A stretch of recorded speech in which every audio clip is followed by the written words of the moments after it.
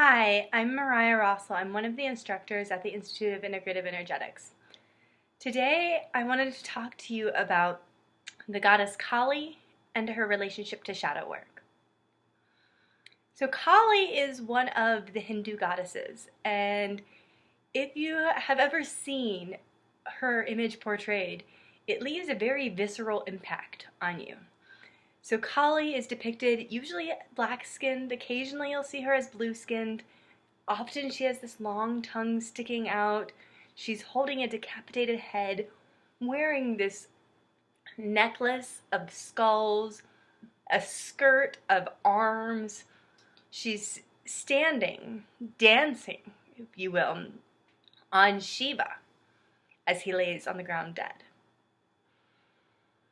And it is said in Hinduism that Shiva and Kali are the yin and the yang. So Shiva symbolizes the silence. Kali actually comes from the word time. So Kali talks about all time. Kali is often referred to as the destroyer, death, the consumption of reality. And one of the things we see about Kali is that she consumes, she kills, she takes on all of that. But she's also very, very sexual. And part of a lot of the depictions of Kali and Shiva, Kali is taking in the wisdom from his lingam into her yoni. And she is one of the goddesses that when we talk about tantric sexuality, parts of Tantra, she is talked about there. And the thing with Kali is she is time. Time is everything. And when everything is over, time will destroy all. Time will conquer all. So she has this. But she also is all of time. So she is the virgin. She's the mother. She's the crone. She is all of time and everything that is in that time. And one of the beautiful things about time is we've all heard that time heals all wounds. And so when we look at the depictions of Kali, we see this woman. At first, she seems grotesque because she's dancing and she's reveling in all of these things that we have been taught culturally to reject. She's dancing with the dead. She's dancing with the death. She's dancing with the destruction. But what she does is she dances with it and she makes it beautiful. And she dances with it. And so instead of sitting there in her sorrow or shame or pain or anger, she takes it and she elevates it and she dances with it. And so one of the things that we often will hear Kali referred to is as liberation. And it's like, well, how is the destroyer the liberation? Well, we have to destroy the existing paradigm. We have to destroy our ways of thought. We have to, one of the things we hear people talk about a lot is you have to kill yourself. It's not you kill your actual physical being, but you kill the ego, you kill the paradigm. And that's how the transcendence and liberation happens. And Kali is all about this transcendence and this liberation. And when we're caught in the belief that this is the way it is, when we're caught in our shame, when we're caught in all of these things, when we're caught in our heads, when we're caught living according to status quo, when we're caught living, this is the way I should live, not want to, not desire, but this is what I'm supposed to do, then we're in this cyclical world where we end up not being very happy. And so it's destroying all of those things that gives us the liberation. And this is exactly what shadow work does, is it helps us know parts of ourselves well enough that we can address them, we can confront them, we can destroy them, so that we can change the paradigm and achieve liberation. And we have to be able to create relationships. And so shadow work is painful. That destruction part is always painful. And so while Kali is the death and the rebirth, you know, she is the giver of life and devourer of children. She's all things in that way. We have to destroy what is. And the destruction, even if we know where it's going, is painful. It's always painful to look at, oh, I'm living a life that I don't want to live, and I manifested that. Or, oh, all of these things that I'm seeing wrong in the world are partially my responsibility. That's painful. To see how I'm personally responsible for all of the things hurts. Oh, I thought I was an amazing person. It's not saying you're not a good person, but it's saying that you have these patterns and beliefs and behaviors and ways of being and thoughts that have manifested the world that you know and the way that the world is for you.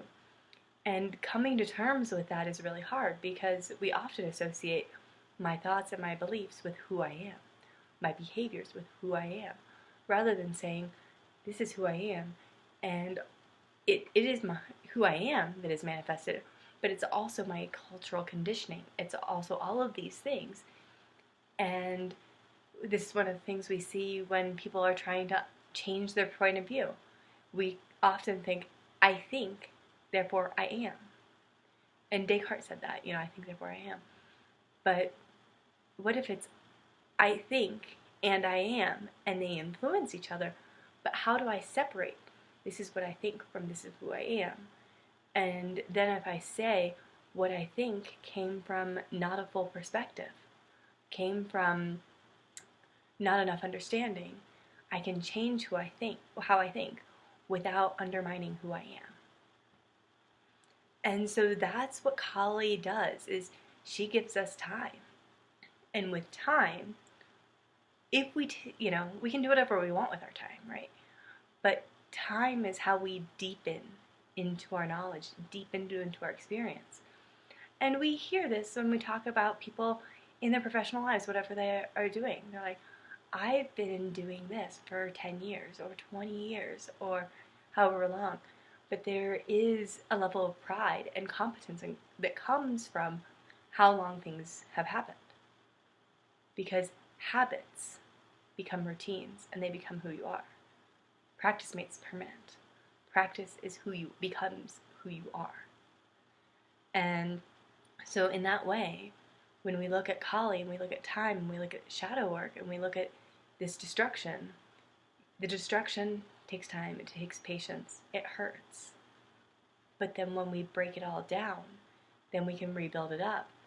And our shame goes from being a wound to being a scar. A wound hurts. A scar just looks funny. And so when our stories are wounds, we tell them about them and we're like, oh, that hurts. That's who I am and that's a part of my story and I don't like that. It brings up shame, it brings up guilt. But when we've taken the point to go through the shadow work and break it all down, and get down to the prima materia, which is the basic elemental components of who we are and what we are, then we have the opportunity to put it back in a proper alignment. And when we do that, now it becomes this wound. We can celebrate it and we can say, yeah, that's a part of my story. I own that. But I'm not allowing that to continue to have power over me. I'm not continuing to allow that previous trauma, that previous pain, that previous thing that happened to continue to inform every part of who I am.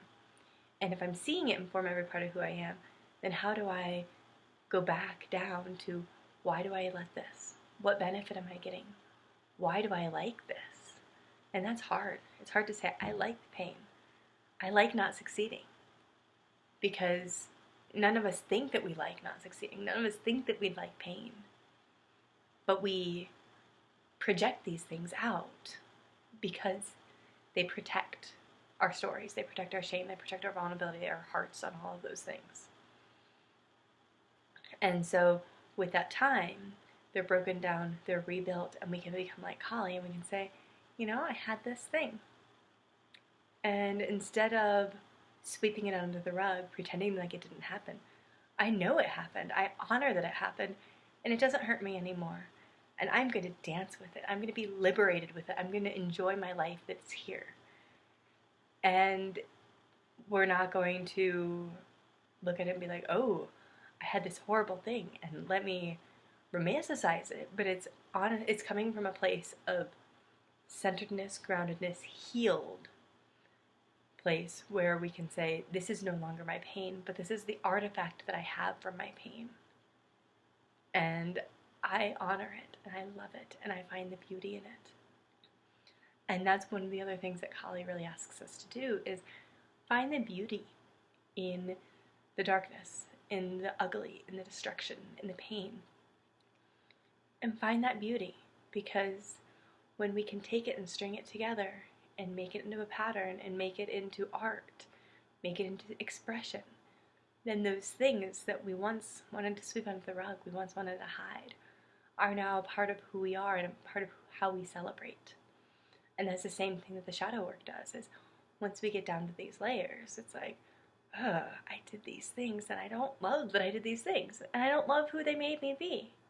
Come. But that's okay, because that's just the story. And so now I can sit in that story and I can break that apart with time. Time conquers all. You know, that story can be broken apart. It can be composted. It can turn back into prima materia, turn into fertile soil from which anything can now grow.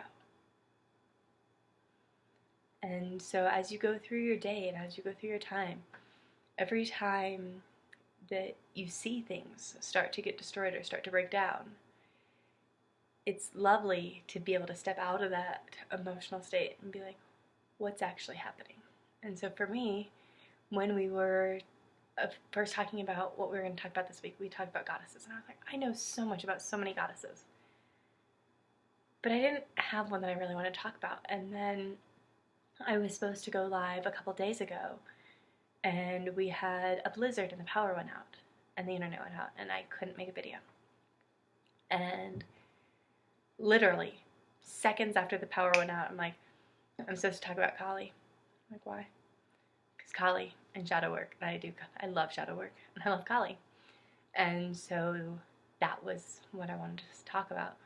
But in the moment, I was so frustrated with, I don't know what I'm going to talk about, that I needed that moment of literally the entire city to go dark, the destruction process, to say, okay, in the destruction, what rebirth am I finding? And so play around with that in each of your processes as you find the destruction, what rebirth is being called forward. So have a lovely day. Be well.